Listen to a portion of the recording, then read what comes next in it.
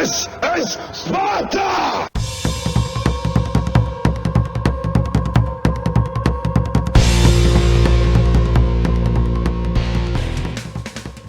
Hello everybody and welcome back to World of Tanks. My name is Spartan Elite 43 and tonight we are in the T26e4 Super Pershing in ranked battles. Now I know you guys have seen a lot of ranked battles lately, and this is actually the tank that I qualified in and then played the first few games of ranked in. The T26e4 I thought would be amazing due to the fact that it has the great armor and the DPM to make it interesting. That being said, I'm not sure exactly what happened there at the beginning of the recording, but that was really, really laggy. Anyway, so the T26e4, aka the Babe, is what we're playing. And there's a guy on my team named Solar Flare. Solar Flare is in an IS-3, and I'm not going to lie, he kind of is what ends up making me decide to go with my IS-3 instead of the T26. And it makes sense. The IS-3 is an amazing vehicle. It's got everything you need in a tank. It's got armor. As long as you know what you're doing with it, it's a beast. It's got a great gun.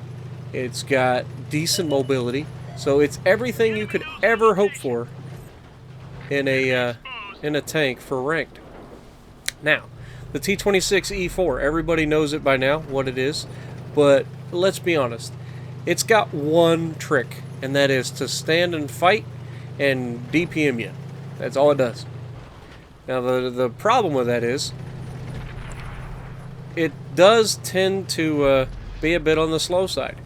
It's a Pershing tank that had the armor basically strapped to the outside of the tank or welded on, and that's it. Like, they didn't do any mobility upgrades or anything. Like, it was just straight, give me some more armor, we don't have enough armor. That's what they did. So you end up with a very underpowered tank. And that's what the Super Pershing is. Now, it's a very good tank. I like the Super Pershing. There's very few tanks that can stand and just deliver over and over like this one can. Now you can see that guy pulled straight up, and he's shooting APCR, which he should be, and he can pin straight through the front of my tank. But, you know, I'm methodical in my approach. And there we bounce one of his rounds because he's not shooting APCR. And we put another one in him. Come on. Oh, T28e4's pulling up. I bounce his round, no problem. IS-3 thinks I fired. I actually haven't, and then I finish him off. And he did get one more hit on me, so that's unfortunate. T-32's behind us. Put one into the broadside of him while auto-locked, and we back away from the T28e4. Limit the amount of people who could shoot at you, right? Spartan Elite 101, right there. Just limit the amount of people who could shoot you. T28e4 goes down. That leaves 3 people versus 4. Now, I pull up, and then this guy gets rushed. If I had stayed back, I'd have been able to help him, but he gets rushed and taken out. Now, it's 2v3. I believe Solar Flare's with me, an ISU 152 is with me, and this leaves a Centennial versus me, an ISU, and Solar Flare. And you can see we're all talking in chat trying to get everybody. He kills Solar Flare immediately. He's going to go up. He's going to kill our ISU by ramming it, but that leaves him no health, and I come in from the backside. Now, would I have been able to take him if he had any more health? Most likely, because it's a Centennial. It's not the bounciest. But Solar Flare asked me if he was going to be on YouTube, and I said yes. He did 3,000 damage, and he did, I can't remember. He did 3,000 damage. I got like 1,700 in that one. But anyway, on to the next match. And this time, we're still in the Super Pershing. You know, double feature ranked Super Pershing. But this time we're on Himmelsdorf. And you're going to see a little bit more aggression out of me. And again, this is early on in the ranked battles. This is literally the first vehicle that I picked to play ranked. This is what I got partied up in, or this is what I got ranked in. I don't think I lost a game, but I still ended up in gold due to the fact I may have lost one. I don't remember. But either way, all of their team is heavy tanks except one, which is preferable, because about the only thing that I worry about in this tank is IS-3s who can shoot straight through the front of me, and AT-15s. Because AT-15 that knows what it's doing is very, very dangerous to a super person.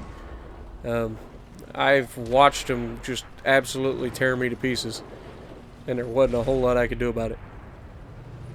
I mean, you can place your shots, but you're still going to miss, you know, or bounce, even on its commander's hatches and machine gun ports. And you can see we've got guys flanking down that other side. And we're basically going to have to hold this side. And you can see I'm trying to get some shots into people. It ain't happening. Not from where I'm at. I've got to get a little more aggressive. I've got to try to push up, maybe get some side shots into somebody.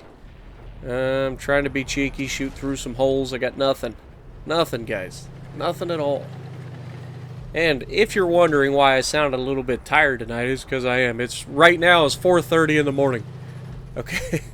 Ended up staying up a little late playing with Swive and flashing again that you saw in the video yesterday. They just happened to be on tonight, and I wasn't planning on playing a whole lot, but it happens. Right there, we get an opportunity, you know, an opportunistic kill, just because we were paying attention and the guy had his backside to us, and killed. Oh, they killed him right before we got the opportunistic kill too. But you know, not bad. First shot of the game. Well, first shot of damage being a kill. It's a good start. And we're just gonna try to move through the middle here. Those guys are pushing through the right side, and I'm auto-locking like a champ, and I'm broadside on. All things that are bad in a Super Pershing. But as long as you protect yourself, good things are going to happen. Now, I really want to be able to be cheeky here, but the IS-3's got my spot, and I don't have the gun depression to shoot where I'm at, so screw it. I'm falling back. I get behind him, and I go to shoot, and that IS-3 gets right in my way. Like, he couldn't have possibly planned that any better than he did.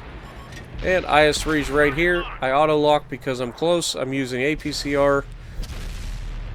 And as long as I'm not stupid, I should be able to easily take this IS-3 down.